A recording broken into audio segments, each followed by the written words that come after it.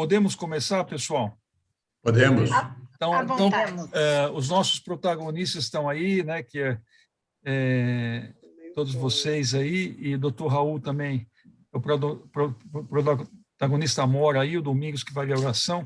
Então, eu queria dar as boas-vindas a todos vocês, muito obrigado pela presença.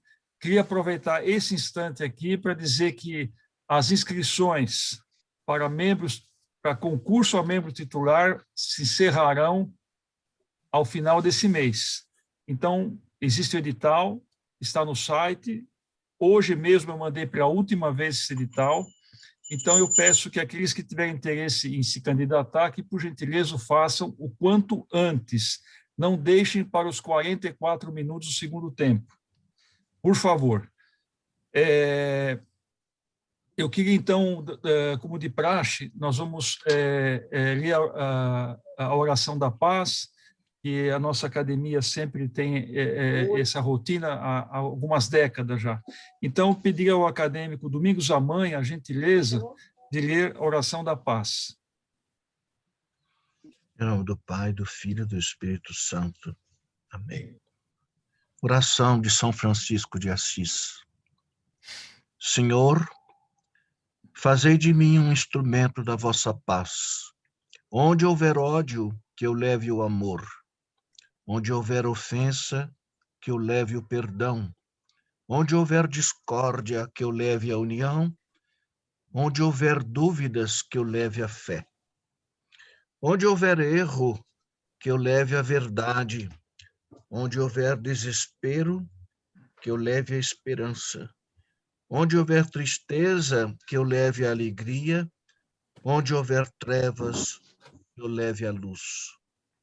Ó Mestre, fazer que eu procure mais consolar que ser consolado, compreender que ser compreendido, amar que ser amado.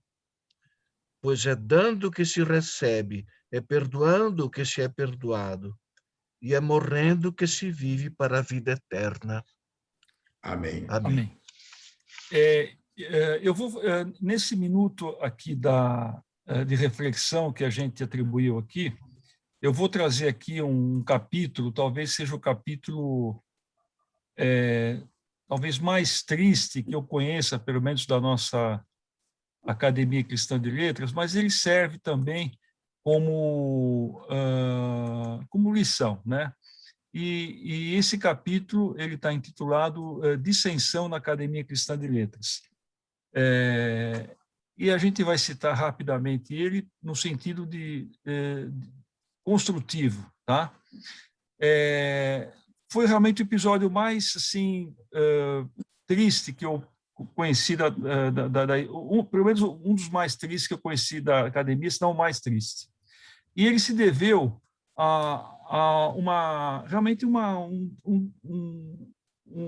acadêmico fundador, que foi o Sérgio Carlos Covelho, que se encontra aqui,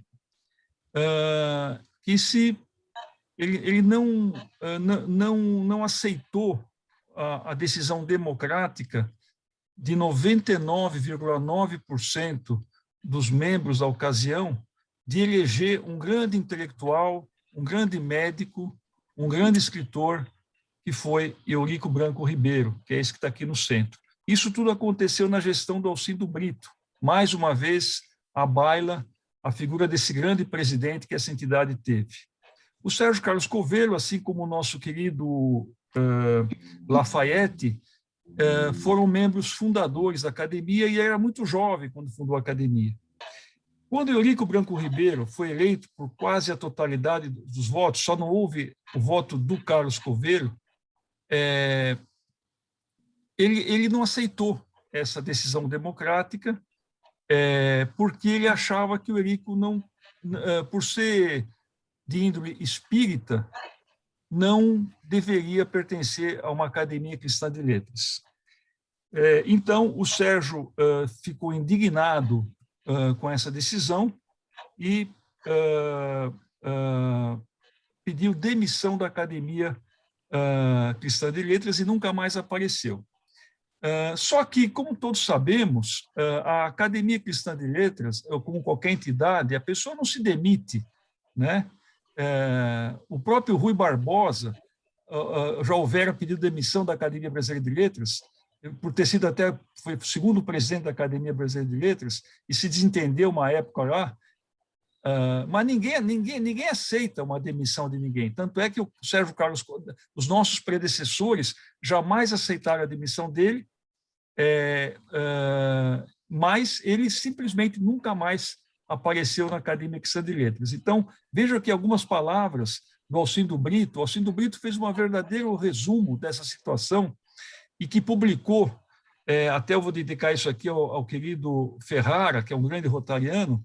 O Eurico foi um grande rotariano do passado. E numa das revistas da época do Rotary, que era o Brasil Rotário, por ocasião de sua morte, houve um fascículo inteiro dedicado à sua memória. E várias pessoas fizeram depoimentos sobre ele. Então, vejam algumas palavras aqui que o Alcindo fez nessa ocasião. Aquecendo o meu convite, candidatou-se à cadeira 27, sendo eleito por unanimidade, exceto o voto do acadêmico jovem, inteligente, ardoroso e impulsivo, que, não se conformando com o resultado da eleição, justo resultado, pediu demissão. A demissão não foi concedida, nem poderia o pedido ser levado em consideração. Por isso, que a investidura acadêmica é vitalícia e irrevogável. Então, eu trouxe esse episódio aqui, e assim vai indo. Eu não vou me repetir aqui, porque realmente isso aqui nós vamos colocar no site, quem quiser depois ler com mais calma, verá. Eu trouxe esse episódio triste para mostrar que a gente precisa aceitar uma decisão democrática, né? Eu acho que as entidades, muito mais que o presidente, existem as diretorias. E muito mais do que as diretorias, existem as assembleias extraordinárias ou ordinárias que são convocadas para que se haja decisões importantes, né? E a eleição de um candidato numa academia é algo da extrema importância, porque, uma vez aceito, ele será perpetuamente aceito, né? Ele será sempre lembrado e sempre cultuado no seio dessa greia aí.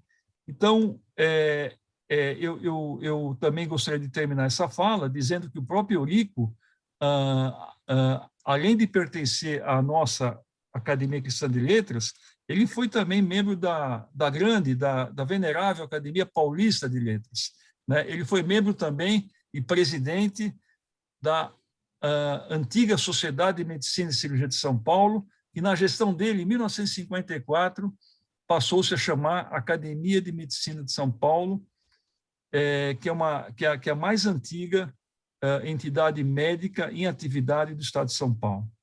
Então, com essas palavras, eu termino aqui esse meu Minuto Rotário e vou rapidamente tentar bloquear o microfone de todos, né, para que não haja interferência da voz, e dizer umas poucas palavras, né, ao nosso ilustre palestrante, né, que é o doutor Raul Marino Júnior, né? Deixa eu botei aqui na tela. O nosso querido Raul Marino Júnior, ele foi, inclusive, por mim, homenageado no ano passado, quando eu fiz uma resenha de um livro que ele publicou recente. Mas, para aqueles que não estavam naquele dia, eu vou fazer um resumo daquele resumo, né? O Dr. Raul Marino Júnior, ele é paulista, né? Paulistano, e se formou na Faculdade de Medicina da Universidade de São Paulo. Um grande anseio pelo saber, pelo estudo. Enquanto ele fazia o curso de medicina, a partir do segundo ano, ele começou a fazer o curso de filosofia na USP. E ele levou esse curso de filosofia quase até o final. Ele não conseguiu se graduar, porque quando ele começou o 5º ano de medicina, para quem faz medicina, realmente é algo muito puxado, é uma vida hospitalar intensa, e ele não conseguiu acompanhar, teve que trancar esse curso de filosofia. Mas ele acabou se graduando em medicina, depois fez no Hospital das Clínicas a residência médica, que foi sua especialização em neurocirurgia, e não contente com isso, ele ficou mais 6 anos se aperfeiçoando entre os Estados Unidos e o Canadá. Dentre as diversas instituições que ele esteve lá, eu cito aqui a Harvard Medical School, a Massachusetts Institute of Technology, o Hospital Notre Dame da Universidade de Montreal e o National Institute of Health nos Estados Unidos. Ele, quando voltou ao Brasil, ele se dedicou à carreira universitária na sua instituição onde ele se informou, né? Então, ele implantou no Hospital das Clínicas o Centro de Neuropsicocirurgia e fundou e dirigiu a divisão de neurocirurgia funcional, que foi um centro de referência de São Paulo nessa modalidade. Posteriormente, fez outros cursos e estágios de aperfeiçoamento na França, novamente nos Estados Unidos, e esteve também 12 vezes no Japão. Raul Marino Júnior, ele galgou todos os postos da vida acadêmica, inclusive chegando à condição de professor titular de neurocirurgia da Faculdade de Medicina da USP, e posteriormente recebeu o título de professor emérito. Além da USP, ele fundou serviços de neurocirurgia no Hospital AC Camargo, no Hospital Sírio-Libanês, no Hospital Matarazzo, e dentro do Hospital da Beneficência Portuguesa, ele criou o Instituto Neurológico de São Paulo. Hoje, o centro de estudos desse Instituto Neurológico de São Paulo recebeu o seu nome, Raul Marino Júnior.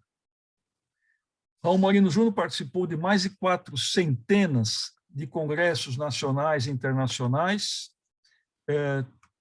criou um serviço de neurocirurgia dos mais respeitados no Brasil. Vários de seus ex-residentes galgaram estágios também no exterior, Estados Unidos, Canadá, Alemanha, França, Inglaterra, e alguns se tornaram professores de faculdades de medicina no Brasil. Raul Marino Júnior, ele foi vice-presidente da World Society of Stereotaxy and Functional Neurosurgery, teve a honra de presidir a veneranda Academia de Medicina de São Paulo no biênio 93-94, e também tem a honra de ser o 8º ocupante da cadeira número 1 da insigne Academia Paulista de Letras, cujo patrono de sua cadeira é o brigadeiro José Joaquim Machado de Oliveira, e também abro um parênteses para saudar e cumprimentar o nosso confrade e presidente da Academia Paulista de Letras, que está aqui com a gente, o doutor José Renato Nalini. Eu gostaria de me alongar mais, mas vou me encerrar com algumas poucas palavras. Ele também não se contentou com a filosofia, com a medicina, estudou teologia na Faculdade Nossa Senhora da Assunção e, depois de titular, ainda defendeu uma livre docência na Faculdade de Medicina da USP, no campo da bioética.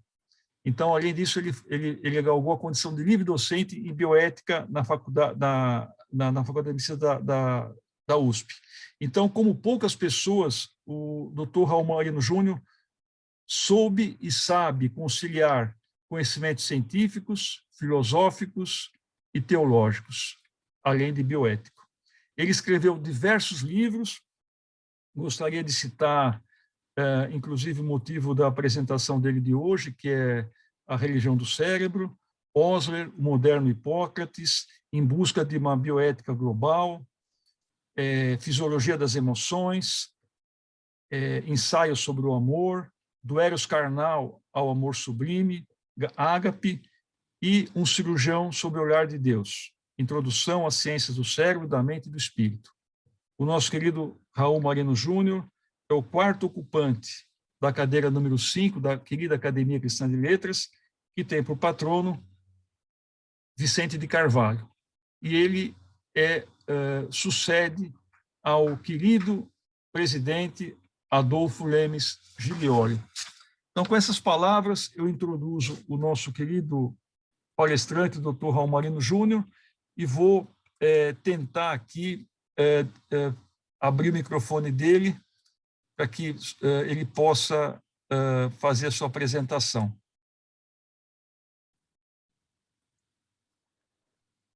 Bem, eu queria agradecer, em primeiro lugar, a oração de entrada, que eu prezo demais, e também as eloquentes palavras aqui do nosso presidente, que eu não mereço, mas eu queria lembrar que a nossa conversa de hoje vai versar sobre uma das coisas que eu mais dediquei à minha vida, que é o cérebro da gente, o cérebro humano.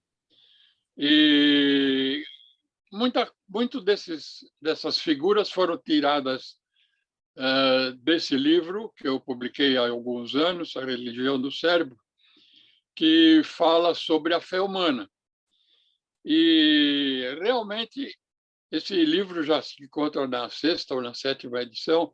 Eu gosto muito dele porque, inclusive, a nossa secretária-geral, minha madrinha, já leu também e já fez até um comentário muito bonitinho a respeito. Então, vamos passar ao próximo slide. Uma figura que nós desenhamos lá no Hospital das Clínicas, que eu usava para minhas aulas em epilepsia, porque eu acho que a epilepsia é uma síndrome tão importante, porque ela mexe com todas as áreas do cérebro humano. Ela mexe aqui no lobo frontal, com a área do planejamento, as áreas da fala, que vocês veem, são 2 aqui, a área motora, a área sensitiva, a área da audição, a área da música, a área do cálculo, a área da visão, e aqui o lobo frontal, aqui embaixo, da audição, a área do psiquismo. De modo que uma das maneiras que eu encontrei mais importantes de estudar o cérebro humano foi o problema da epilepsia, porque nós podemos estimular eletricamente cada uma dessas áreas e imediatamente a pessoa acordada dá uma resposta. Ela fala, ou inibe a fala, ou ela escuta um som, ou ela vê alguma coisa, ou a área motora pode paralisar um lado, o planejamento pode ser bloqueado, de modo que a epilepsia é uma das maneiras mais importantes que eu descobri quando jovem ainda, de se estudar o cérebro humano. Você vê, a epilepsia é uma verdadeira janela que se abre para estudar o cérebro do homem. E vocês vão ver como isso é importante no próximo slide. Vamos lá. Aqui vocês veem já um cérebro no laboratório, mostrando o polo frontal, o polo occipital, onde está a área da visão, o cerebelo, enfim, o giro motor, o giro sensitivo, o giro supramarginal e o nosso importante lobo temporal aqui, você vê os giros temporal inferior, médio e superior. O próximo, se a gente ganha mais tempo. Então, aqui você vê o cérebro como eu vejo na mesa de autópsia. Essa fissura aqui no meio é a fissura temporal e a área de baixo é o lobo temporal, que é a área do nosso psiquismo. Quem que está mexendo a setinha aí? Sou eu? O Hélio. Então, agora sou eu. Então, eu vou aproveitar a setinha para mostrar aqui a área interna do cérebro, aqui o giro temporal, aqui o lobo frontal, aqui o lobo occipital da área da visão, aqui a área motora, aqui a área da fala, que é muito desenvolvida nas mulheres, como vocês sabem. O próximo slide, por favor. E aqui vocês vejam a fotografia de uma das minhas cirurgias do começo, quando eu plantei o serviço de epilepsia no Hospital das Clínicas. Vocês veem aqui Essa aqui é uma área de registro eletroencefalográfico,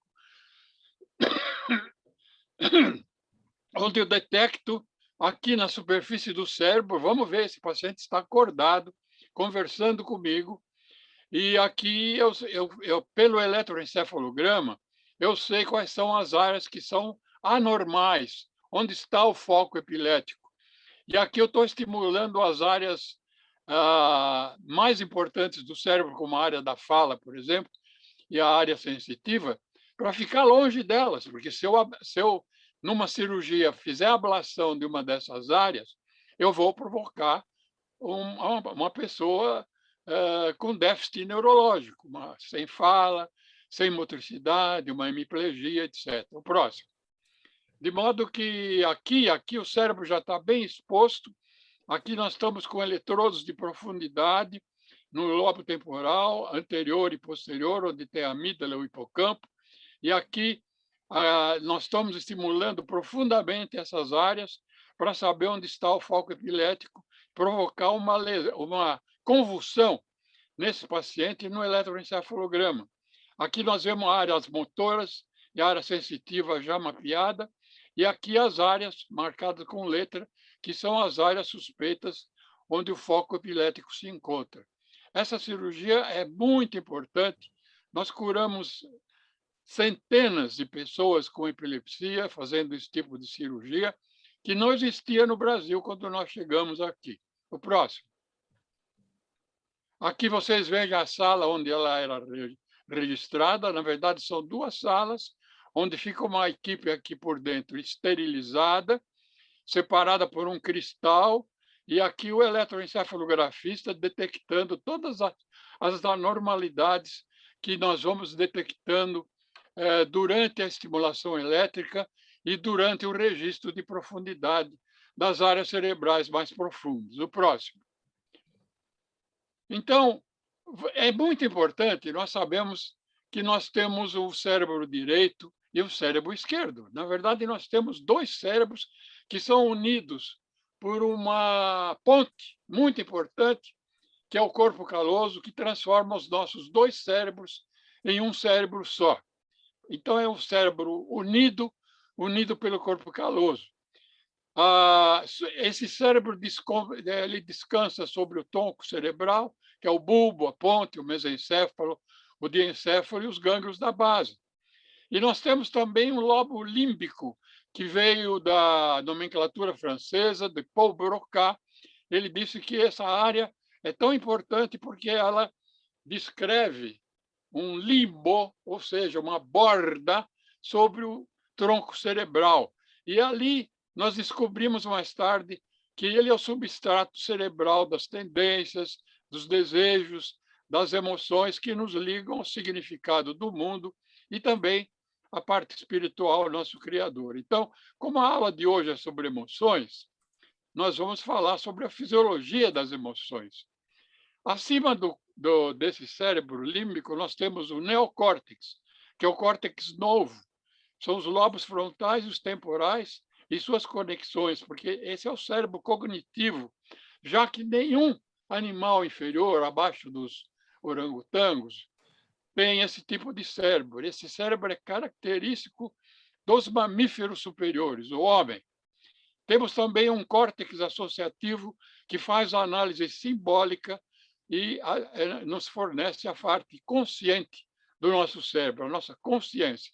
O próximo. Próximo. Está duro aí? Está difícil. Não está ainda. Espera só um minutinho. Foi. Bem, então vamos falar sobre cada lobo. Os nossos lobos frontais são a área cerebral que nos diferenciam do resto da série animal. Só o homem tem lobo frontal. Então, é ele que nos dá o pensamento abstrato, que nos torna humanos, ele que elabora nossos sistemas filosóficos, éticos, religiosos, ele que nos dá a antecipação, o planejamento do futuro, a vontade, o livre-arbítrio, a capacidade de fazer escolhas, elaborar respostas lógicas, simbólicas, pelos dados desse cérebro sensorial. Ele nos permite perceber e lembrar o passado e o futuro, avaliar a causa e efeito, planejar as nossas metas, analisar o sentido das coisas, a nossa espiritualidade, analisar o tempo e imaginar a eternidade. Isso nós vamos falar mais tarde. Ele nos dá também os sublimes sentimentos de amor, de caridade, de fé e de esperança. Eu não conheço nenhum animal ou nenhum político que tenha esse tipo de sentimento. Lá em Brasília, logicamente. Ele nos dá as respostas ao outro, nos dá o amor ao próximo, nos dá a capacidade de escolher uma direção para a vida, definir as qualidades da alma e também ser colaboradores e instrumentos na transformação do mundo. Contrariando as Escrituras, eu posso dizer que nós amamos com o lobo frontal e não com o coração, como a Bíblia fala 258 vezes, e nem cita o nosso coração. De modo que existe um problema neurológico nas Escrituras que nós vamos tentar corrigir hoje, depois de 2000 anos, tá certo? Próximo. Então, esses nossos lobos frontais são as estruturas que nos diferenciam entre homens e os outros animais que acabaram de descer da árvore, e também os mais inferiores, que não têm lobos frontais e também não têm lobos temporais. E o que fazem os nossos lobos temporais, que eu já mostrei? Não, volta aí. Epa, volta lá. Esses lobos temporais também não existem nos mamíferos inferiores. Ele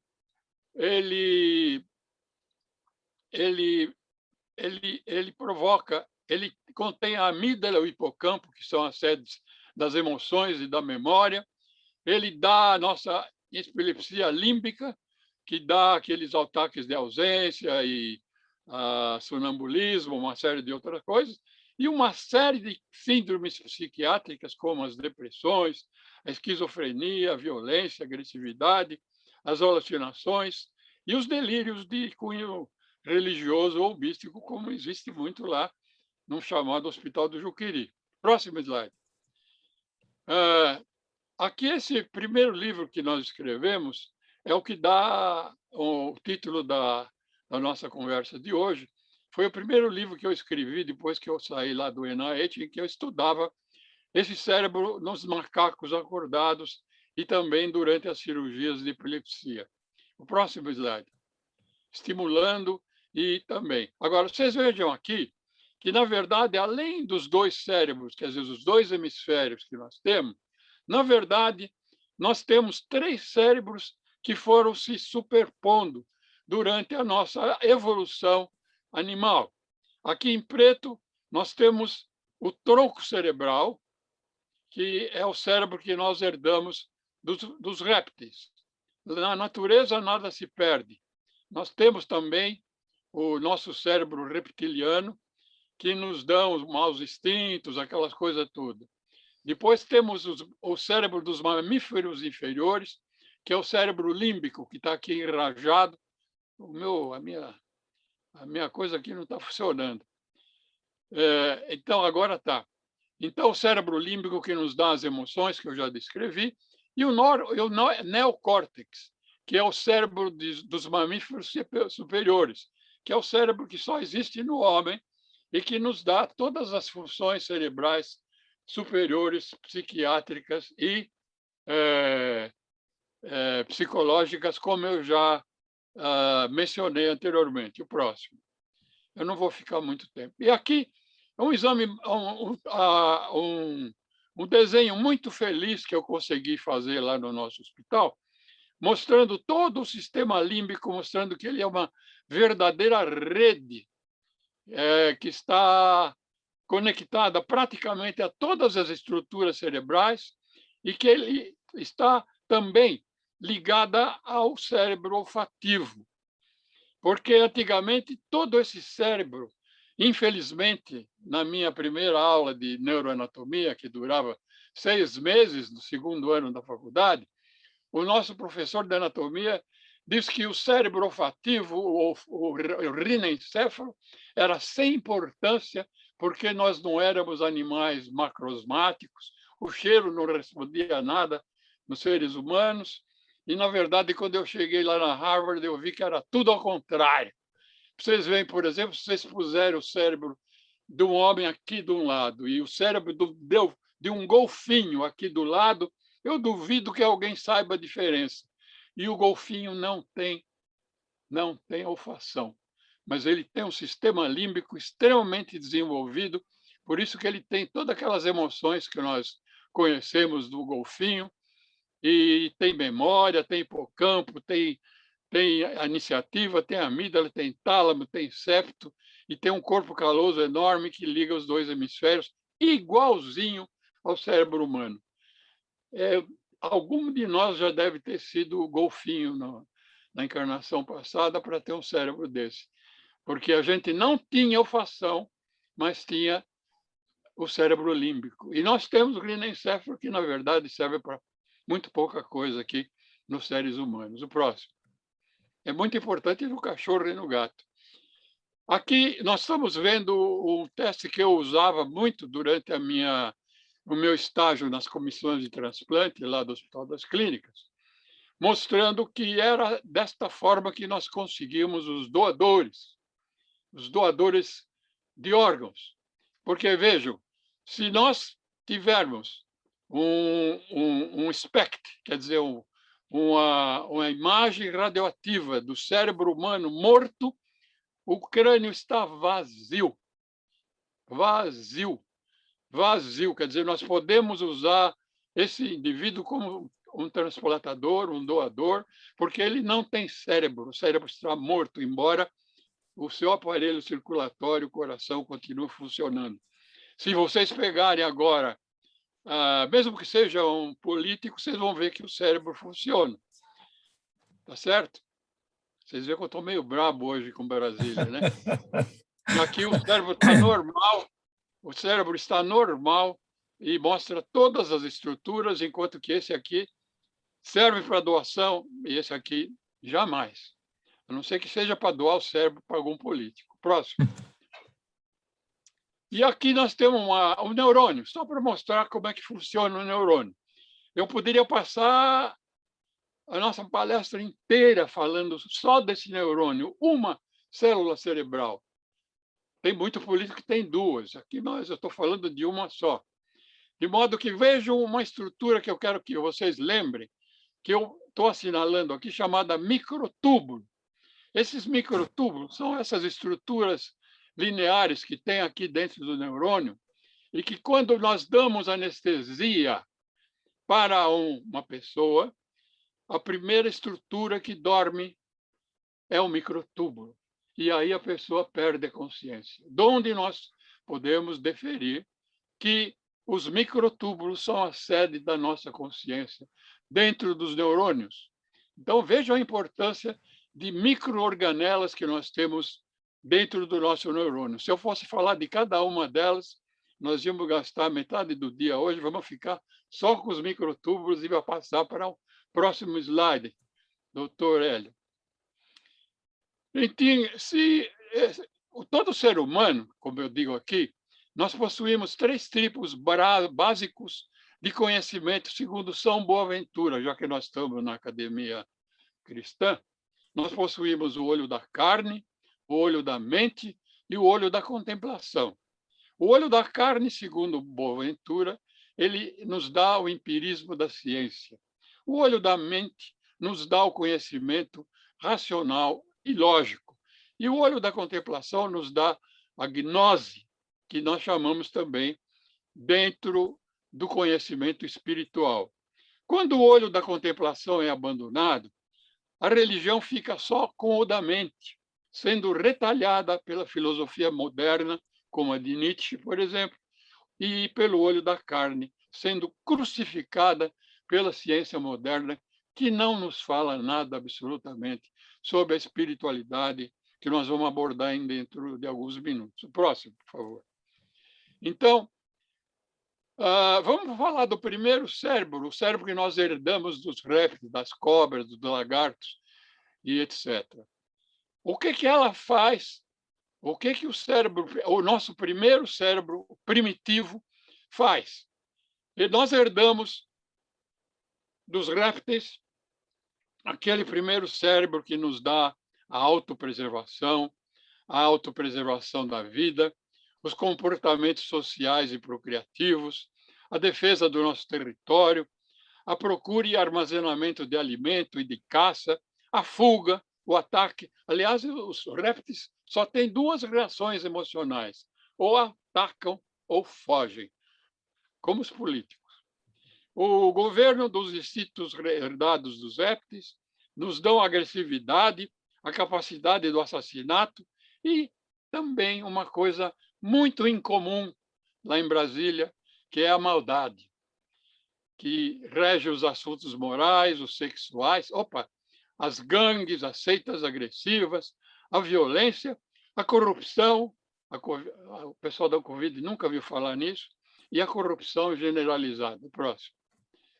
Segundo cérebro, nos leva até a carta aos Romanos, versículo 7.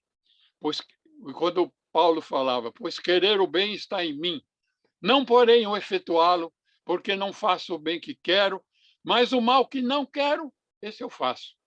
Já não sou eu quem faz, mas sim o pecado que habita em mim. Eu ia falar cérebro dos répteis aqui, em vez de pecado.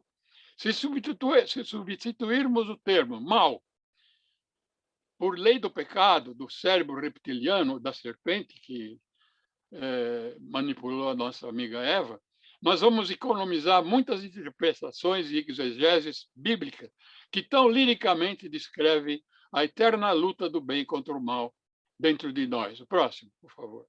Então, eu já posso passar. Próximo. Eu estou tentando, só um minutinho. Então, o segundo cérebro agora, que é o cérebro límbico. O meu chefe lá no ENAET, ele chamava de psicoencéfalo, porque é o cérebro que regula as nossas emoções e os nossos sentimentos e a nossa psiquiatria toda. E é ele que deu a um português o Prêmio Nobel de Medicina quando ele criou a psicocirurgia, o Egas Muniz. Então, esse segundo cérebro, que é o sistema límbico, ele controla o psiquismo humano, a afetividade, as emoções ou nossa mente emocional. Ele nos dá a percepção, o sentimento profundo de que nós temos de um eu, de um self ou de uma alma, a qual reside nos domínios da memória e controlada pelas emoções e não pela razão. Ele nos dá a capacidade de decisões, alterações psicossomáticas e um comportamento social também. Informa o organismo sobre as emoções agradáveis e desagradáveis, ou seja, ele nos dá o prazer e o desprazer, né? Ele nos dá as funções reprodutoras, porque é ele que rege todas as funções endócrinas, tanto da hipófise como da pineal e de todas as outras glândulas do organismo. Ele nos produz uma adaptação ao meio, nos dá alegria, amor, raiva, medo, cuidados maternos. Vejam, o cuidado materno, que é comum em todos os animais, ele é cuidado por esse cérebro. E ele também nos dá um sentido de identidade, um senso de realidade, um sentimento do sagrado e até, como analisado em algumas freiras e monges, o entendimento do divino. O próximo. Nós vamos agora para o terceiro cérebro, que é o neocórtex, que é um córtex exclusivo da espécie humana.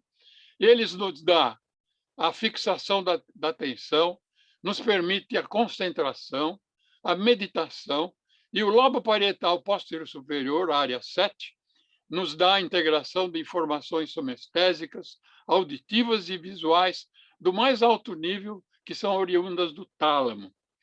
Ela elabora ainda a imagem tridimensional do corpo no espaço e nos dá a distinção entre o próprio eu, que é o self, e os outros eus, que são as outras pessoas, proporcionando o fato de a gente distinguir entre o nosso eu e o mundo exterior.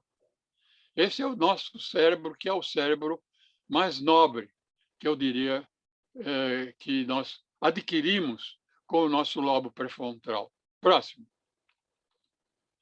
Agora, o lobo temporal é um lobo bem especial e já foi estudado eletrograficamente, estimulação elétrica, remoção de áreas, remoção de tumores e a estimulação de campos magnéticos transcranianos sobre o lobo temporal pode nos dar uma sensação de uma presença não visível em 80% do caso, nos dá a sensação de dor, de fome, de medo, que é a estimulação da amígdala que eu mostrei lá com aquele eletrodo dentro do lobo temporal, pode produzir sentimentos de medo, de horror, de pavor, de espanto, de temor, de alegria, de elação, de elevação, de júbilo, ansiedade, fome e sensações sexuais, além de convulsões.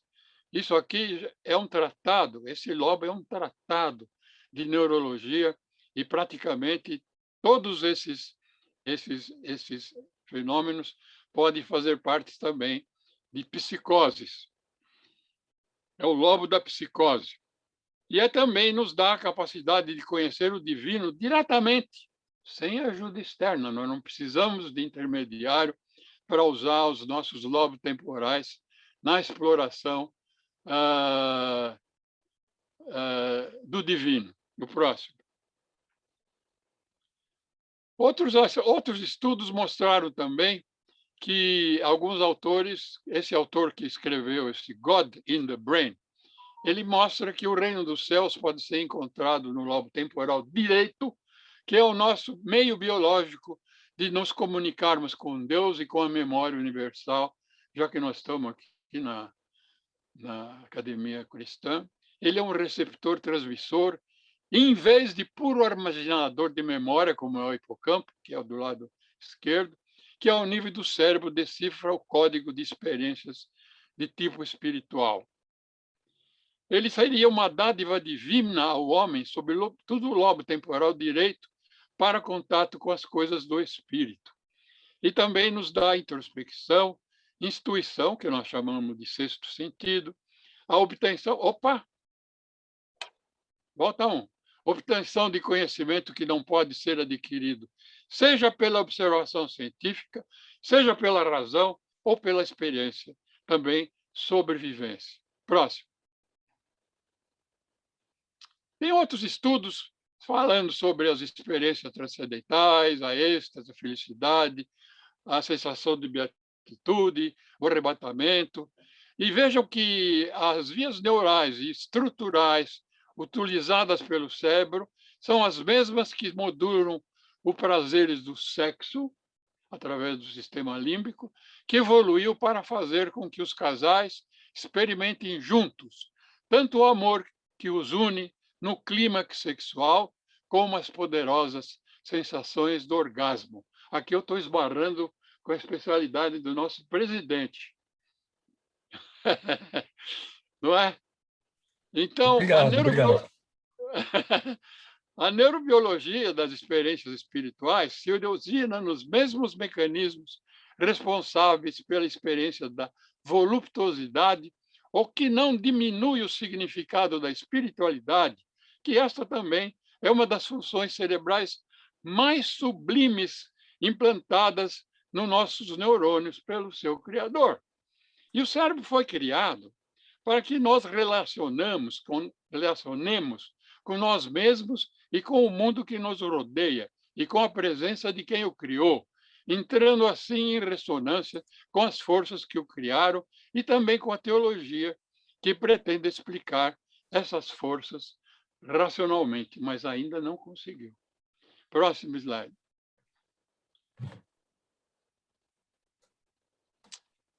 Vamos lá.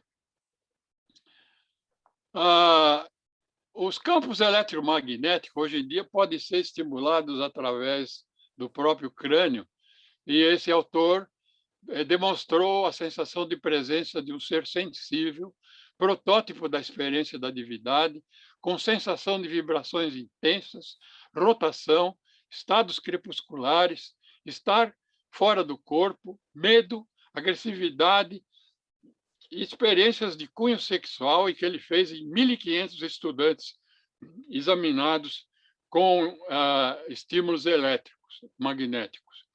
Em 1970, experiências de cunho religioso também foram simuladas em laboratório. O estado meditativo, que é chamado de quarto estado de consciência, juntamente com a vigília, o sono profundo e o sonho. Próximo.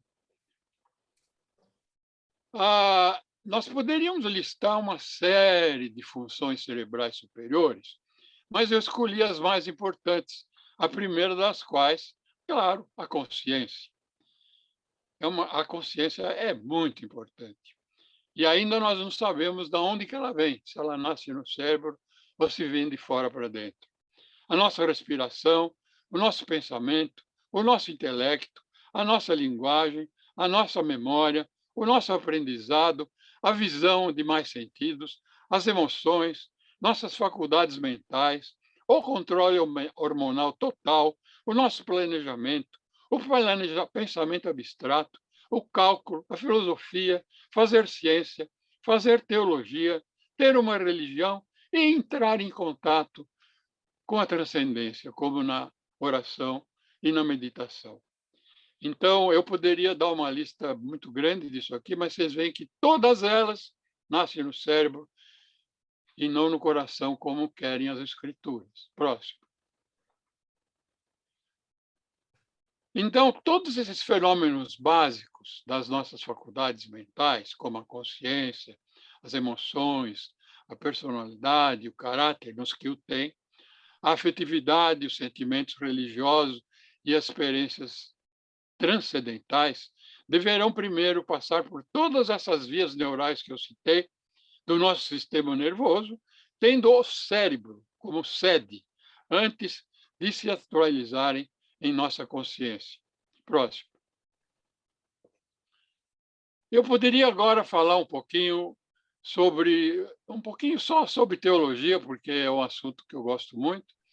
A teologia veio enriquecer cientificamente as neurociências. Vamos lá, volta. É esse mesmo, doutor Raul. Enriquece cientificamente as neurociências com o conhecimento que os nossos escritos sagrados a elas proporcionam por meio da fé, da graça e da revelação. Revelação é sinônimo de teologia.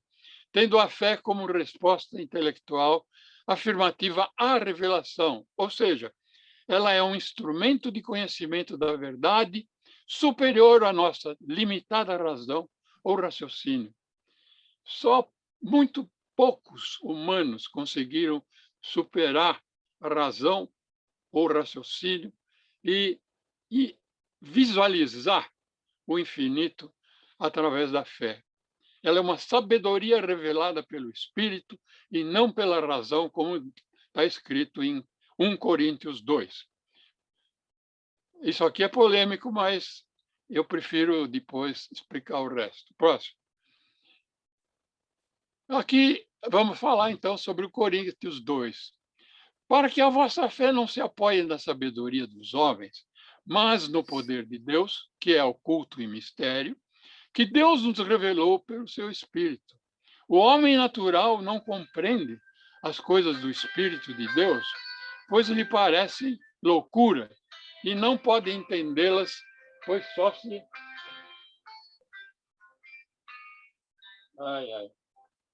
só se discernem espiritualmente. Como Cristo dizia, se vocês não conseguem entender as coisas da alma, quanto mais as do espírito. Próximo slide. Próximo. Então, vamos falar agora sobre uma nova especialidade que eu introduzi nesse meu livro, se é a neuroteologia. Como é que a teologia funciona através do cérebro? Porque existe uma trindade anatômica do cérebro. Na verdade, nós temos 3 cérebros com 3 mentalidades. E o cérebro é uma interface muito elegante do nosso relacionamento com o mundo da matéria, do corpo, da alma e do espírito. O primeiro cérebro, que é o reptiliano, que é o mais primitivo, ele tem a função de luta pela sobrevivência imediata ante a realidade concreta e objetiva da floresta. O segundo cérebro, que é o cérebro dos mamíferos inferiores, que é o cérebro límbico, ele nos dá as respostas e comportamentos emotivos, a afetividade, os relacionamentos, a memória, entendimento da criação como provedora de alimento, de sentido e objeto de amor. E o nosso querido terceiro cérebro, que é o neocórtex, nos dá sentido, poder e entendimento da ordem do universo, a autoconsciência, o pensamento abstrato, o pensamento, a cognição, a palavra falada e escrita, e a habilidade de interpretar também a palavra sagrada do Criador pelos lobos frontais e também pelos temporais. O próximo. Aqui, em Marcos 7, eu gosto de citar essa passagem, o que sai de alguém é o que torna impuro, porque de dentro do coração é que vem os maus. Coração aqui é cérebro. Os maus pensamentos que levam às coisas imorais, os roubos, os crimes, o adultério, a avareza, as maldades, as mentiras, as imoralidades, a inveja, a calúnia, o orgulho, a vaidade e a falta de juízo. Se alguém viu alguma coisa aqui em relação aos acontecimentos últimos de Brasília, desculpe.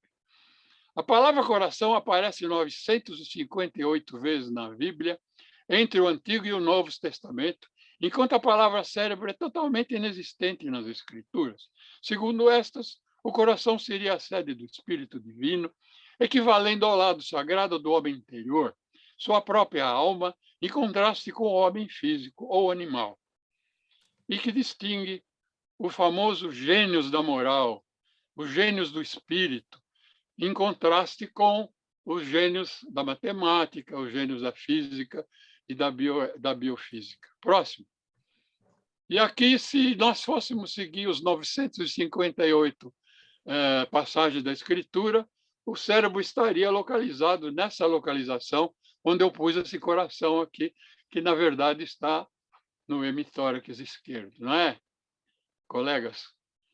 Sem dúvida. Pronto, próximo.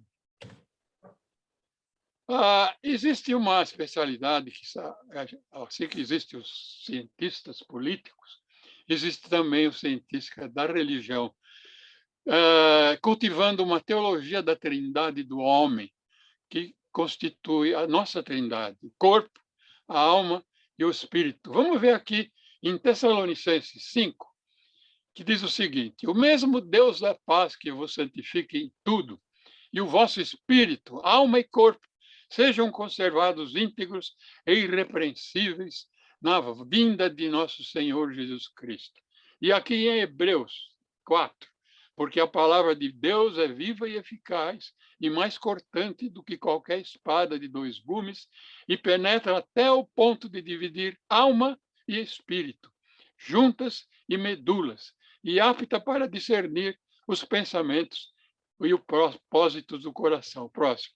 Vocês veem que a própria Escritura jamais confunde alma com espírito, e as Escrituras dividem o homem completo numa trindade: corpo, alma, espírito.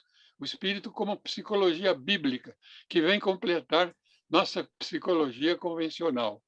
E o sopro da vida, segundo as Escrituras, teria se tornado o espírito do homem, que ao entrar em contato com o corpo criado, teria gerado a alma humana, sendo esta, portanto, o resultado da reunião do corpo, da união do corpo com o espírito. E essa teria sido a origem da vida, do espírito e da alma. Então, o corpo do homem separado do espírito estaria morto, passando a viver após receber o sopro do Espírito Divino. E essas 3 naturezas se fundiram perfeitamente, unificando-se e formando uma só individualidade, que somos todos nós. Próximo. Então, se nós quisermos uma imagem, como é que a coisa funciona, nós vemos aqui a essência do Espírito entrando por essa lâmpada e através do corpo, que é a própria lâmpada, o filamento da lâmpada, provocando essa luz toda em volta de nós, que é a aura da nossa alma, onde também se encontra o Espírito ligado a ela. Próximo exemplo. Então, em Coríntios 2, está escrito: porque as coisas visíveis são temporais e as que não se veem são eternas. Próximo. E aqui, se nós quisermos ver numa imagem bem grosseira como é que o nosso cérebro se comunica com o exterior, o interior e o superior, vamos imaginar uma antena que saia da nossa cabeça e que emita para todos os pontos do universo as vibrações que se processam dentro deles. Vocês não calculam a extensão e a distância que as nossas orações, por exemplo, como a de São Francisco, conseguem atingir dentro do universo através de anos-luz. O próximo slide. Então, vamos falar um pouquinho agora sobre o mais importante, que é o corpo físico, não é, senhores médicos? Então, o corpo físico é o meio pelo qual o homem entra em contato com o mundo material, dando-lhe a consciência do mundo. E a alma, ela fornece o nosso intelecto, fazendo-nos entender o mundo, as emoções e os 5 sentidos, e constitui o eu do homem, sua personalidade e sua autoconsciência. E o espírito? O espírito é aquela terceira categoria que intermedia a comunicação entre o homem e aquele que lhe deu origem, que implantou no nosso cérebro, no nosso coração, a consciência de Deus, o nosso espírito. O próximo slide. Espero que não haja nenhum ateu aqui hoje para que não possa se escandalizar com as minhas exposições. Bem, vamos falar, então, o que seria a nossa trindade. Na nossa trindade, Deus habitaria o nosso espírito. O eu habita a alma e os sentidos habitam o corpo físico, sem contar o 6º sentido, que é a nossa intuição. E quais são as funções do espírito?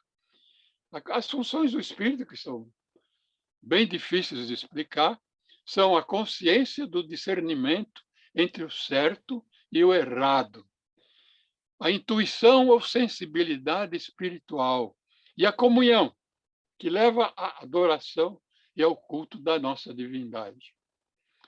Próximo. Eu estou correndo um pouco agora para falar das funções da alma. O homem tem consciência de sua existência, de si próprio pela alma, também sede da sua personalidade. E nela se encontram a mente, a vontade, o intelecto e as emoções. A alma, que é nefesh, em hebraico, e psique, em grego, ela é a sede da mente, da vontade, do discernimento entre o bem e o mal, dos ideais, das emoções ou afetos que vêm do sentido, o prazer, o desprazer e o amor, o ódio, a alegria, a tristeza, a ira, a felicidade, o gosto e as antipatias. É a sede da sabedoria, do conhecimento e do raciocínio, que também são partes do intelecto.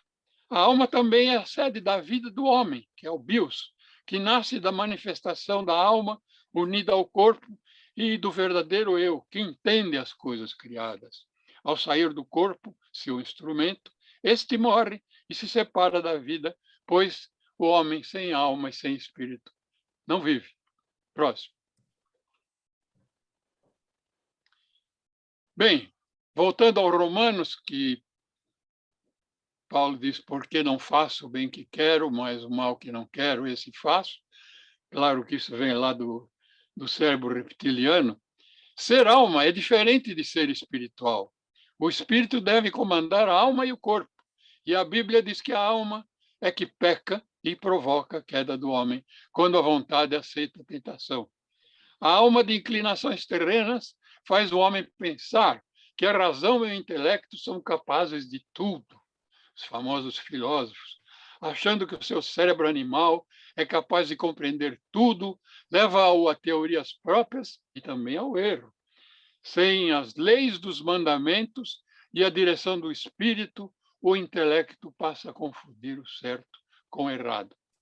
E o propósito central das leis divinas, que é o caso aqui, e da sua revelação, é que o homem viva pelo espírito e não pela alma ou pelo corpo, fazendo a sua própria vontade e não a do Criador. O propósito de Deus, como se lê nas Escrituras, é que os filhos vivam pelo espírito e não pelo domínio da alma ou do corpo, valendo-se do único instrumento que ele nos outorgou para isso, que é o cérebro. Vocês veem que é um órgão de uma certa importância. Próximo slide. Claude Bernard, que foi o pai da medicina experimental, ele dizia que a ciência deverá um dia tornar-se religiosa, enquanto a religião deverá se tornar mais científica. Próximo slide. Lindo essa passagem. O reitor da Universidade de Yale, ele dizia que há 3 coisas que eu nunca pude acreditar. Que Deus criasse um mundo como o nosso e depois lhe desse as costas. Que ele criasse o homem e depois o desertasse na sepultura. Que ele plantasse o desejo da imortalidade no coração humano e falhasse em fazer as adequadas provisões para a sua realização. Não é lindo isso? Próximo slide. A existência de Deus.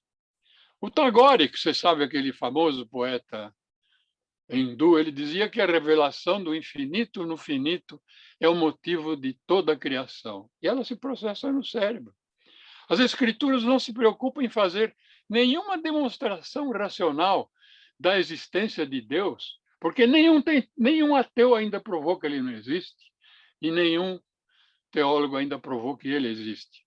Na Bíblia, a expressão "e Deus disse", ou outra equivalente, é utilizada mais de 2.600 vezes. Próximo slide. Acho que eu estou correndo um pouco, né? Vamos analisar agora o que seria pensar neuroteologicamente. O saber teológico é sempre um saber sagrado. É a fé sabendo-se a si mesma.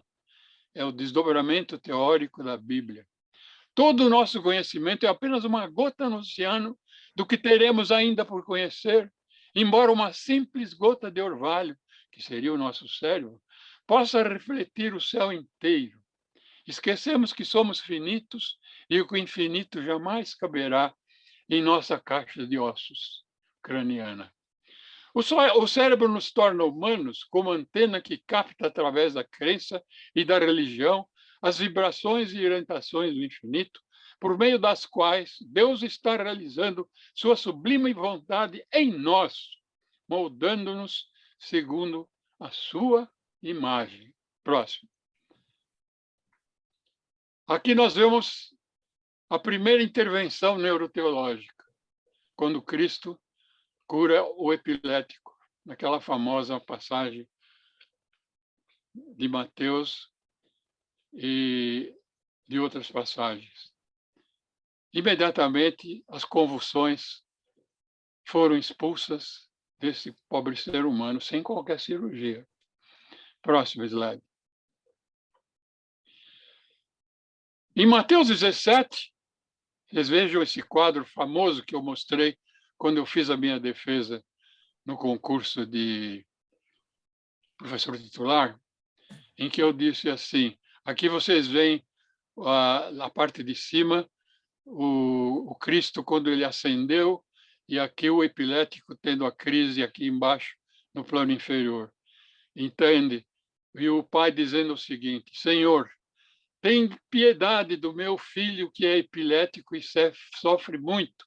Muitas vezes cai no fogo e muitas vezes cai na água. E desde aquela hora, o menino não teve mais convulsões. Esse era um verdadeiro médico, na acepção completa da palavra. Próximo slide. E aqui o meu amigo Pôncio Pilatos perguntando para Cristo: e você que está aí, me diga o que é a verdade, você que sabe tudo. Próximo. E ele perguntou: então você é rei? Perguntou Pilatos. E ele respondeu: o meu reino não é deste mundo. E foi para dar testemunho da verdade que eu nasci e vim ao mundo.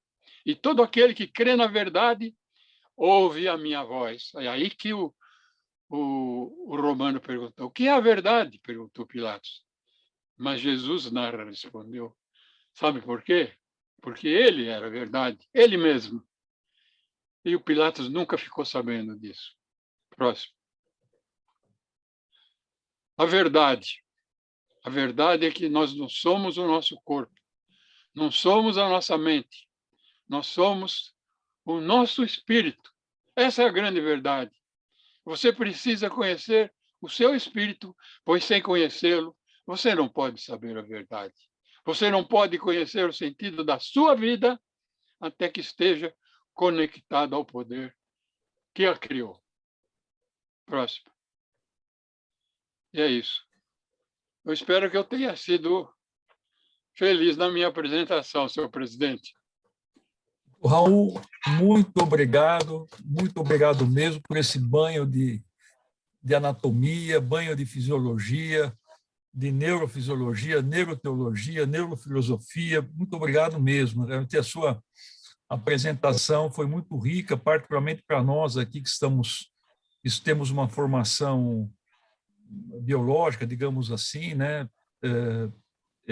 Foi muito enriquecedora. Acho que nós tivemos um pouco mais de privilégio de entender um pouquinho mais todos esses substratos neuroanatômicos, neurofisiológicos que o senhor muito bem explanou. Eu queria, então, agora abrir a palavra a todos que gostariam de fazer alguma pergunta, alguma colocação, com aquela mesma ênfase que eu peço sempre, que sejamos objetivos para que nós possamos dar mais oportunidade a várias pessoas para se manifestar. Então, quem quiser, por favor, levanta o dedinho. Então, primeiro o doutor Rui, depois o Geraldo, mais alguém levantou o dedinho, por enquanto, o querido Domingos Zamanho. Então, e na quarta pole position, a Raquel. Então, doutor Rui, por gentileza, a sua palavra. Meu caro presidente, meu querido mestre Raul Marino Júnior, realmente a sua aula nos maravilhou, nos encantou, mas, por outro lado, me deixou uma ligeira dúvida que eu pediria ao meu mestre que aclarasse. Quando criança, quando jovens, quando aprendemos o catecismo para a primeira comunhão, logo nos dizem que nós temos corpo e alma. Quando o corpo desaparece, quando nós morremos, a alma sai do corpo e vai para o espaço, para o céu, para o purgatório ou para o inferno. É vero essa figura que nos foi transmitida quando das aulas de catecismo e ainda é transmitida, corpo e alma. A alma está no corpo, mas quando o corpo desaparece, a alma transcende. E aí ela vai para o lugar que o Criador entenda ou julgue que ela merece ficar. No céu, no purgatório ou no inferno. É isso mesmo, doutor Marino? Isso é o que diz o direito canônico. O problema é que a neuroteologia, unido a esses estudos de estimulação cerebral, de registro elétrico em em freiras enclausuradas, em monges, em pessoas que praticam meditação com profundidade, como nos budistas, por exemplo, veio demonstrar que, na verdade, nós também somos uma trindade. Nós temos essa máquina que Deus nos deu para nos relacionarmos com os 5 sentidos entre nós, né? Mas dentro dessa máquina tem 2 outras entidades. E quando o Criador colocou o espírito dentro do nosso corpo, ele se uniu com o corpo, e essa união é que deu origem à alma, que é representada pelo nosso intelecto, pelas nossas emoções, pelos nossos sentimentos, tudo isso. De modo que parece, segundo os estudos mais espiritualistas, que quando nós morremos, eu não morri ainda, mas não sei, com certeza, mas eu sei que quando a alma se desprende do corpo, ela libera o espírito que vai para onde ele tem que ir, seja lá para o céu ou para o inferno, e a alma parece que perde a sua função. O que foi plantado de Deus dentro de nós, que é a consciência divina, é o espírito. É esse que vai enfrentar as consequências das nossas políticas lá em cima. Não Muito obrigado, doutor Marino. Muito obrigado. Olha, e aqui, meu amigo Rui, meu digníssimo presidente, eu queria lhe mandar um grande abraço, porque eu estou com saudade. Eu também. E eu trago também aqui o abraço de todos os membros da Academia Paulista de Letras Jurídicas, que eu tenho a responsabilidade de presidir, e, ao mesmo tempo, o abraço a todos os meus as confreiras e os confrades aqui da nossa querida Academia Cristã de Letras. E os cumprimentos ao presidente Hélio pela brilhante ideia de trazer o Dr. Raul Marino para abrir o nosso espírito, aliás, o espírito não, né? Abrir o nosso corpo e mostrar que alma e espírito se separam depois da morte. Como está escrito no Novo Testamento, você viu que é como uma espada que separa a alma do espírito. Maravilhoso. Muito obrigado, doutor Raul. Obrigado. Obrigado. Geraldo, por gentileza. Doutor Marino, muito obrigado. Muito obrigado a todos aí por me aceitarem como participante, era convidado. Mas vou fazer uma pergunta mais ou menos na sequência que o Inferno levantou, a respeito da alma e do espírito, porque no catecismo a gente aprende sobre a alma. Depois, ao longo da vida, é que nós vamos sabendo a respeito do espírito. Então, eu gostaria de uma explicação melhor dessa diferenciação, o que é alma e o que é espírito, e como é que a alma se separa do espírito. Não entendi também direito essa explicação. Se o senhor puder me explicar um pouco melhor, eu agradeço. Obrigado.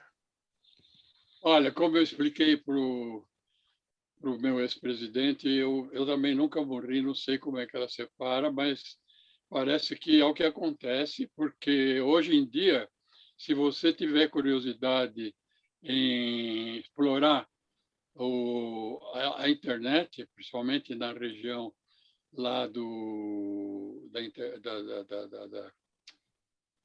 meu Deus, aqui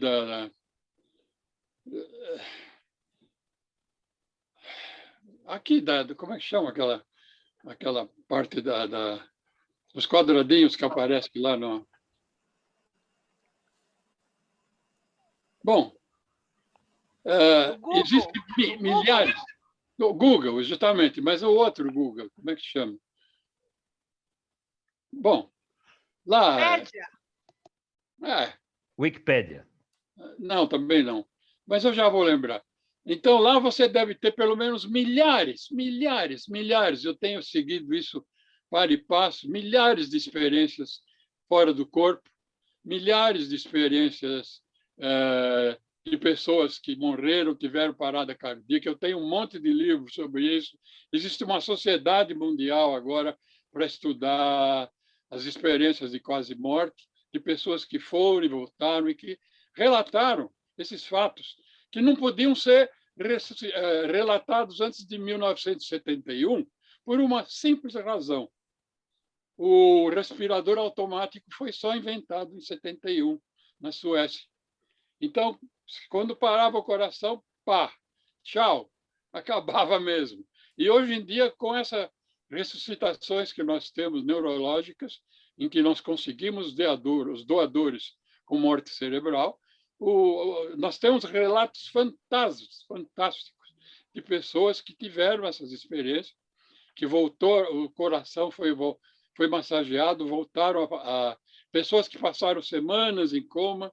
Eu tenho um colega meu da Harvard, que é neurocirurgião, que tem 4 livros já escritos sobre isso, que esteve aqui na minha casa, que teve uma meningite fulminante, que ficou 3 semanas em coma e escreveu já vários livros sobre as experiências transcendentais de quase morte, em que ele sentiu a alma, o corpo, o sentido se separando ou se unindo. E eu digo, a definição neuroteológica de alma é aquela entidade que se forma quando o espírito se junta com o nosso corpo e nos permite ter, digamos assim, as experiências do intelecto, das emoções, das antevisões, do planejamento. Tudo isso é feito pela alma. Tanto que a Bíblia recomenda que o homem não deve viver pela alma, porque ela também é sede de coisas não boas. E ele deve viver, sim, pelo Espírito, que é o próprio Espírito que Deus colocou no nosso coração, entre aspas. Obrigado. Não sei se eu me exprimi. Muito obrigado. Querido Zamanha, por gentileza. Habilite o microfone, Zamanha.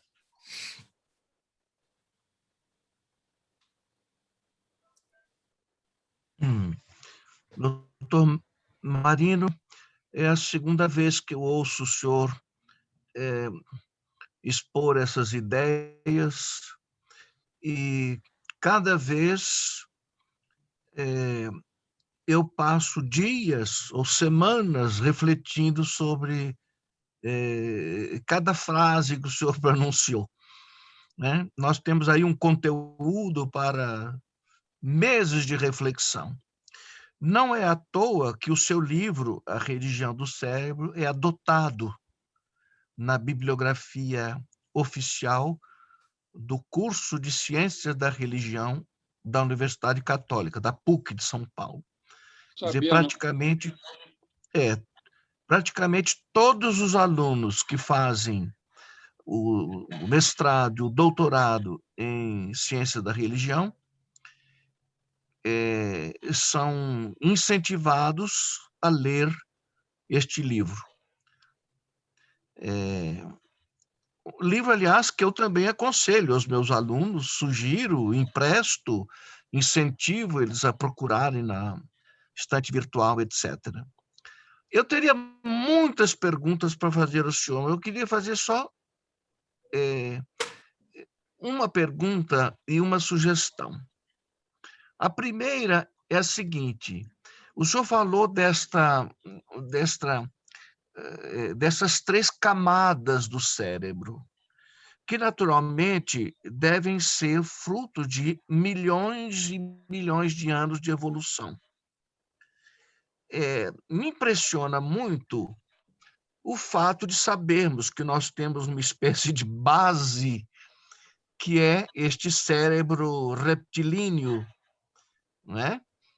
E depois temos camadas que vão mostrando um aperfeiçoamento, um amadurecimento, uma coisa impressionante, até chegar ao estágio em que estamos hoje.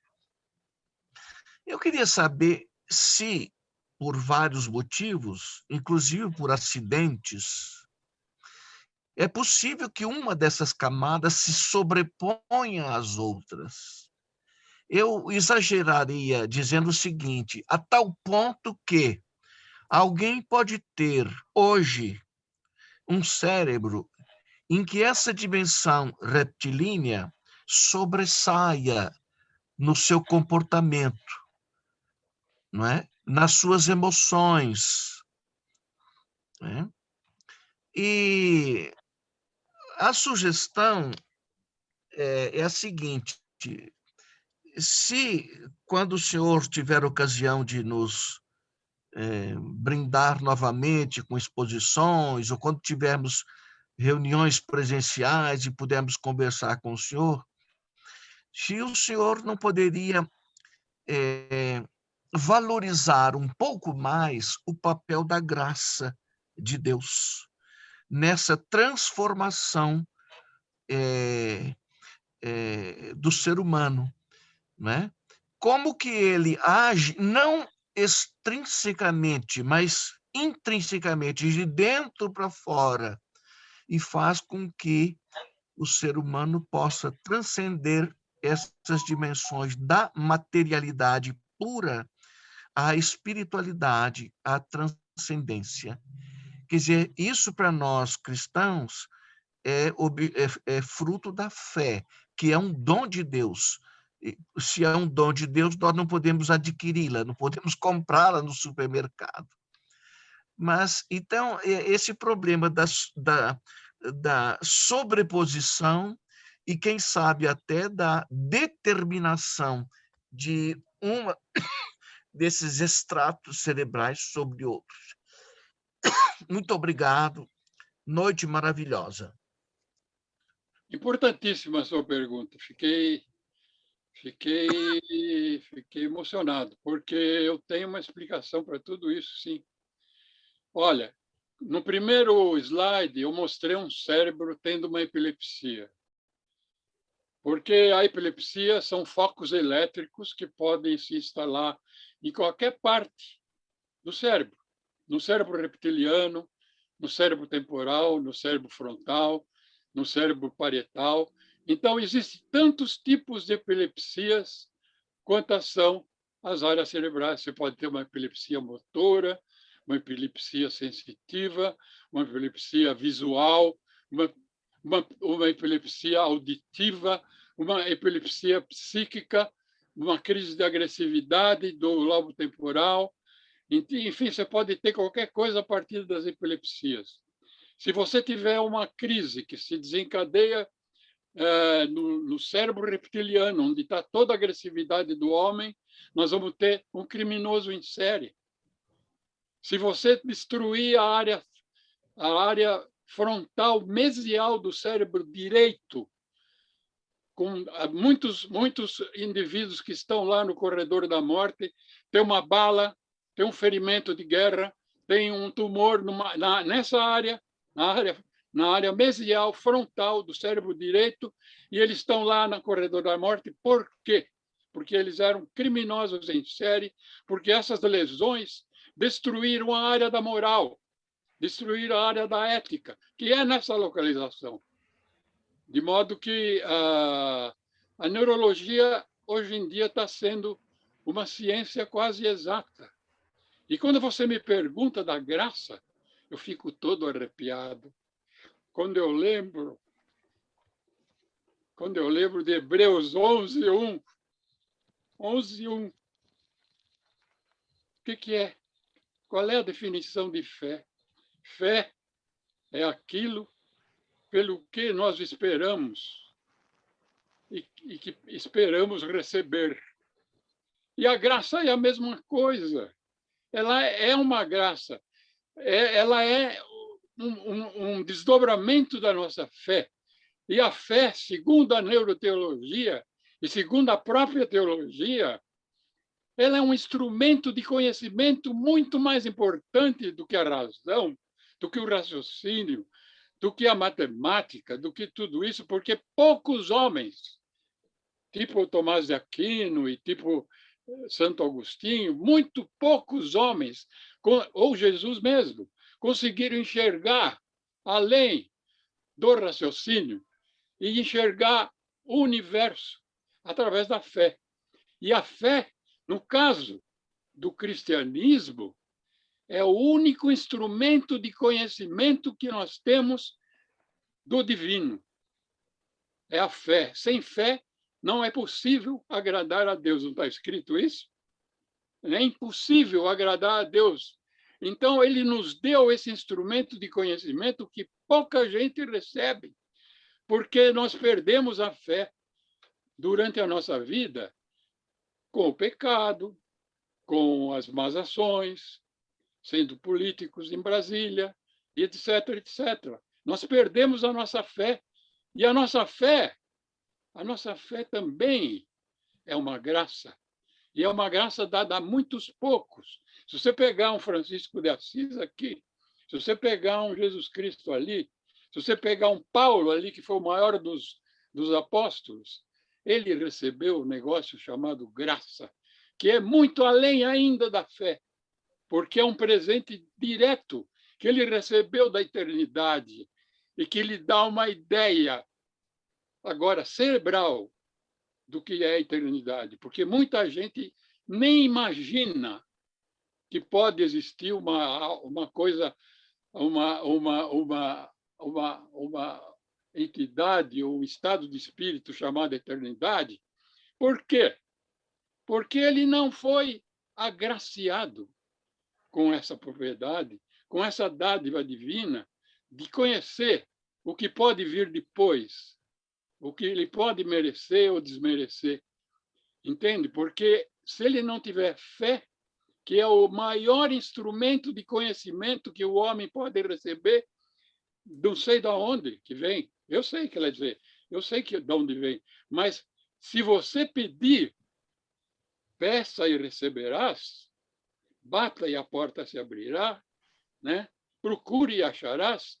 Você achando a sua fé, como está lá em Hebreus 11:1, você tem todas as portas abertas, porque nem tudo que não é visto não existe. Está lá, é o segundo versículo, não é? De modo que, para você entender que existem coisas que não podem ser vistas, precisa ter fé e precisa ter graça, receber a graça. Como aqueles meninos receberam lá em Fátima. Alguns meninos viam a Virgem, outros não viam. Por quê? A visão não era a mesma, mas é que só recebiam os que tinham fé suficiente para ver, como está lá em Garabandal, como está lá acontecendo em Medjugorje. Então, eu acho que você mexeu num negócio que me deixa muito arrepiado, sabe?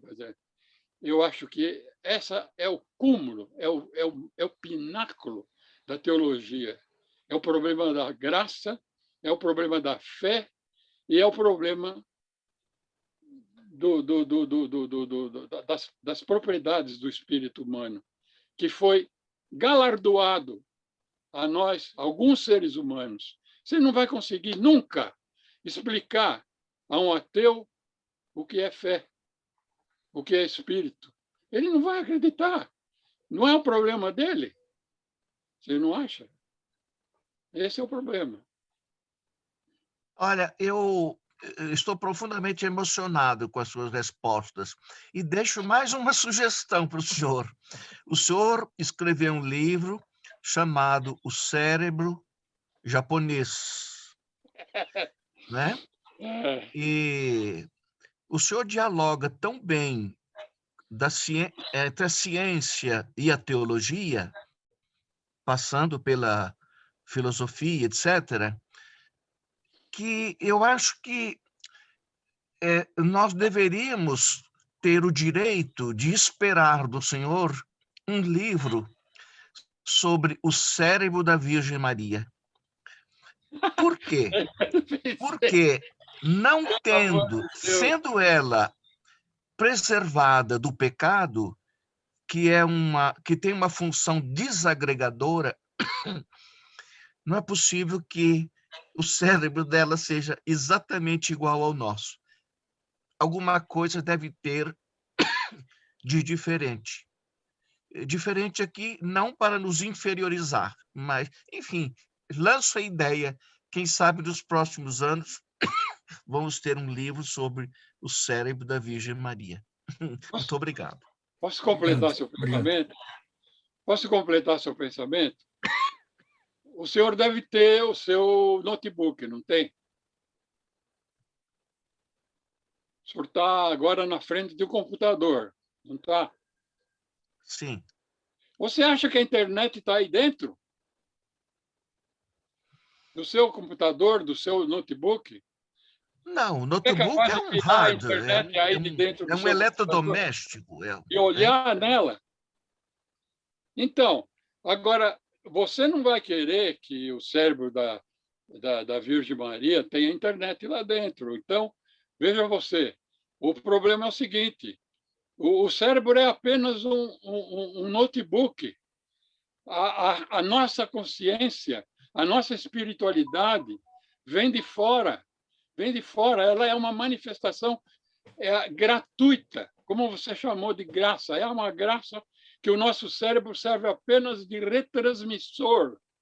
Quando o cérebro morre, a sua consciência vai para outro lugar, ela não fica lá dentro mais. E a sua consciência eu chamo de espírito. É ela que vai embora. Você vai ser consciente em outro lugar, segundo as últimas experiências de quase morte. É muito importante esse capítulo que está se inaugurando desde 1970 sobre as experiências de quase morte. Aqui no nosso computador tem milhares de experiências, cada uma falando uma coisa, que passou pelo túnel, que viu uma luz lá no fundo, que cavalgou numa borboleta, que viu jardins enormes, que viu não sei o que lá. E as coisas vão convergindo. Eu tenho livros aqui aos montes falando sobre experiências de quase morte, mostrando que os indivíduos que têm parada cardíaca e voltam, eles vêm contando coisas incríveis. E quando eles voltam, eles são pessoas diferentes, porque eles tomaram um susto grande do lado de lá, quando eles viram o que havia. Então, eu nunca iria perder o meu tempo de tentar fazer essas explicações se o meu amigo aí do outro lado fosse ateu. Porque o ateu não adianta. Não adianta querer explicar para ele, porque ele diz que Deus não existe. Mas ele provou que não existe? Ou algum teólogo provou que existe? Então, nós estamos aqui naquele versículo 2 de Hebreus, né? 11. Né? Você não pode imaginar que existem coisas que você não pode ver. Claro, você não vê infravermelho, você não vê ultravioleta, você não vê raio-x, você não vê um monte de coisa, você não vê o ar. Então, o homem é um ser muito materialista. E quando ele vira materialista, logo ele vira ateu. E quando ele vira ateu, ele nega a existência de níveis superiores. Não precisa virar espírita por causa disso, porque eu também não tenho a minha queda por esse lado, mas eu acho que está tudo escrito lá no Novo Testamento, meu jeito. Eu acho que está tudo explicadinho. É uma questão de interpretar. O fato de Aristóteles também achar que o pensamento está no coração não é culpa dele. É o que se falava na época. E se fala até hoje. No Novo Testamento, no Velho Testamento, é uma questão de atualizar apenas neuroteologicamente as Escrituras. Muito bom. Raquel, por gentileza, habilita o microfone. Bom, maravilhoso esse diálogo entre a ciência e a religião, entre a espiritualidade e a religião, essa emoção que nós recebemos agora do Dr. Raul Marino é maravilhoso.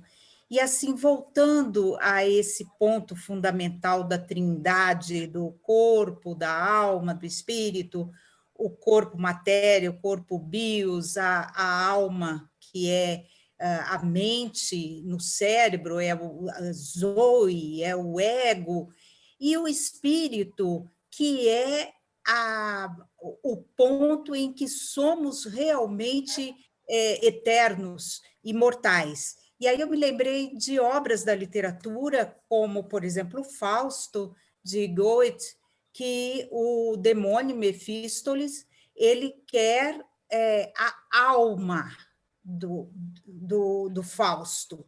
Então, quer dizer, o campo de trabalho do bem, do mal, aquilo que quer nos ser roubado, é na alma que se trava essa batalha. Depois nós temos o mesmo assunto no Grande Sertão Veredas, que Riobaldo o tempo inteiro está em volta dessas questões metafísicas. Então, se o corpo, a alma, eles vão terminar, mas o espírito ele vai continuar, mas o demônio, as questões do mundo, tudo está neste momento, neste século, na nossa mente, no nosso cérebro, na nossa alma, no nosso Zoe. Então, eu queria saber o seguinte, doutor Raul, na questão das observações, das grandes revelações místicas, quais vamos dizer assim, o que acontece no cérebro mesmo humano de diferente? Por exemplo, há uma expansão, há um aumento do córtex cerebral, há uma ativação de uma determinada região. O que ativa? Por exemplo, acredito que a leitura da palavra, todos os dias, sempre, é algo que vai ativando essa parte mental, essa parte do cérebro, essa parte que traz o amor, a capacidade de amar, porque há indivíduos que não têm essa capacidade de amar. Estão em que parte do cérebro? O que muda a fisiologia do cérebro nessas experiências? E eu gostaria também de saber se o senhor já ouviu falar no fio de prata, que é esse que vai levar a vamos dizer assim, a ruptura definitiva do espírito. Se o senhor já ouviu falar ou pode nos informar algo sobre isso. Já ouvi falar e acredito nele, inclusive ele é descrito nas Escrituras. Antigo Testamento, sabe muito bem. O fio de prata é uma espécie de cordão umbilical que liga o umbigo do homem ao umbigo da alma, se é que posso usar essa expressão, de modo que só quando ele rompe, depois da morte, é que a alma pode escapar e ir para onde ela tem que ir. De modo que o fio de prata é muito descrito, principalmente na filosofia hindu, budista, todo mundo já tem gente que já viu o fio de prata, os espíritas falam nele. Eu nunca vi também, não sei, eu apenas estou aqui repetindo, porque quanto mais a gente bate, quanto mais a gente procura, mais a gente acha. Não é? Eu já achei muita coisa, mas eu ainda não estou satisfeito. Sabe por quê? Porque eu acredito que o que Deus quis revelar para a gente já está tudo lá escrito entre o velho e o novo. Já está tudo lá explicado. Sim. Se alguém quiser duvidar daquilo, paciência. Ele até recentemente, enquanto não havia nada desses problemas, digamos assim, de experiências de quase morte por ausência de respiradores, como eles roubaram nossos respiradores lá no Nordeste, tá certo? Enquanto não havia respiradores, a gente parava o coração, estava morto. E agora não, agora você tem a chance de dar uma espiadinha do outro lado qualquer e voltar e ainda contar a sua experiência. Mas isso é muito raro, é claro. Mas são milhares de casos já descritos, não é nem um nem dois. Mas isso é depois de 1970. O mundo já tinha 1870 anos e ninguém falava nisso. E agora, por que essas coisas não estão melhor explicadas nas Escrituras? Porque eu acho que o nosso chefe achou que não precisava revelar mais coisas e deixou assim mesmo.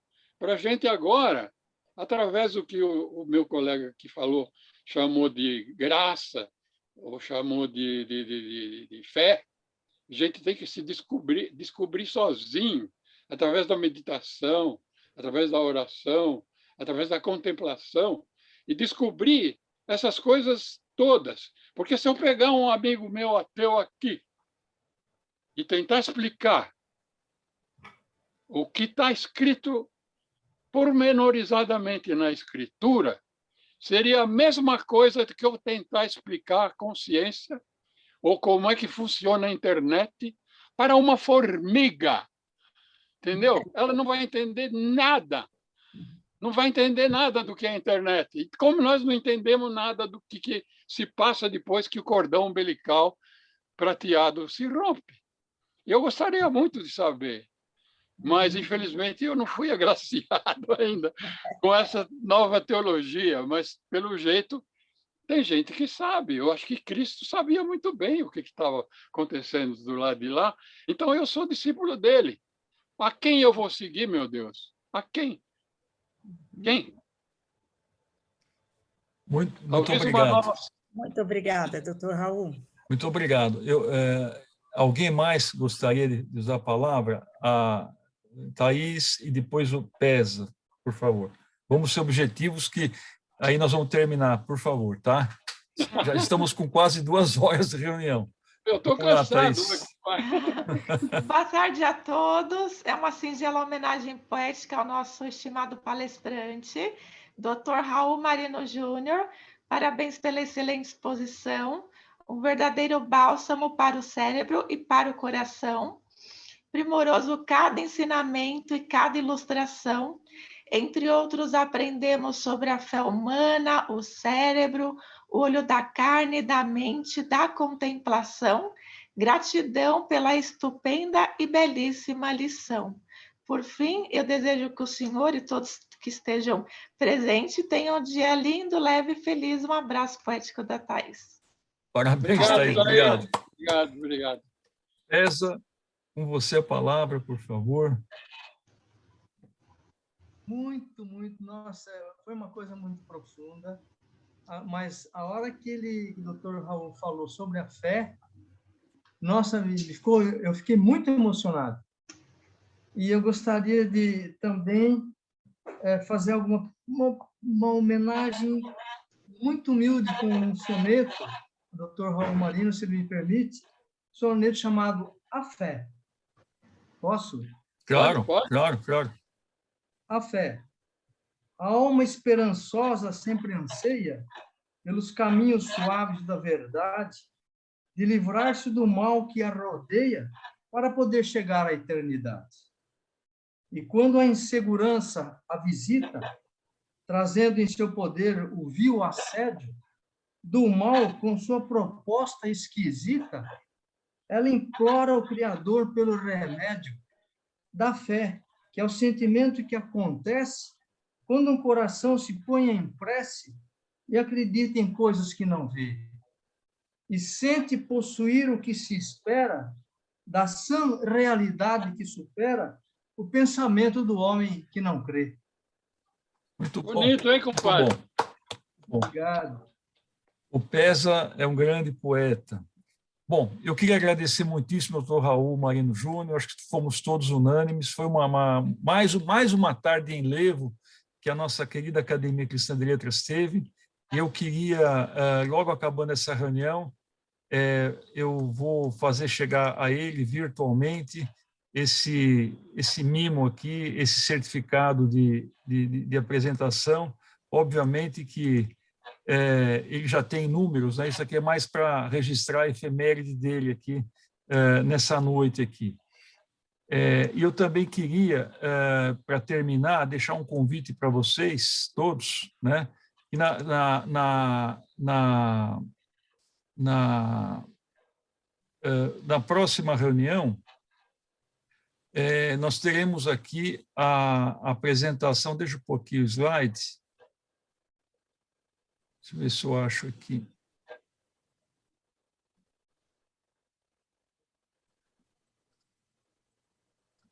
Eu tenho a impressão que eu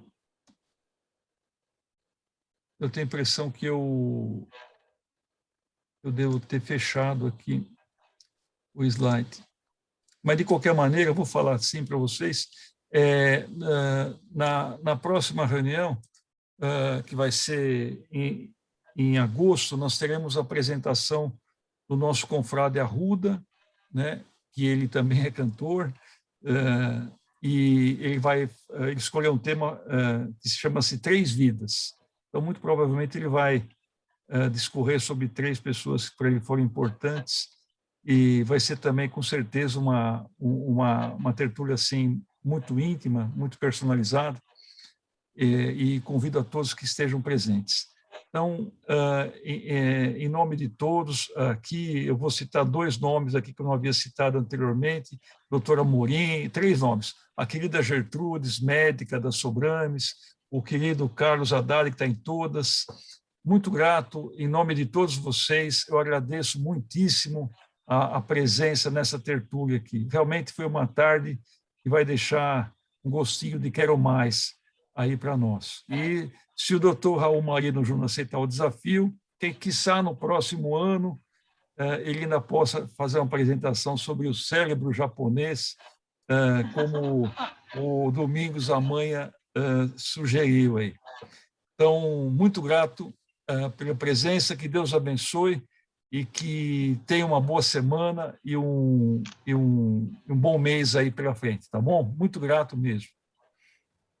Até mais, pessoal. Obrigado. Boa tarde. Boa tarde. Obrigado. Muito obrigado. Excelente, excelente. Até logo. Hélio, Oba, pode falar. rapidamente, hoje é o Dia do Amigo. Sendo o Dia do Amigo, eu pensei o pensamento do Guimarães Rosa, no Grande Sertão Veredas. Guimarães Rosa diz: é junto dos bons e a gente fica mio. Esse pensamento. Concordo Todo mundo aí, plenamente. um abraço a todos. Obrigado, doutor Rui. Muito obrigado aí. Obrigado por tudo. Valeu a pena. Amigos. Até a próxima. Até a próxima. Vou fechar a reunião, pessoal.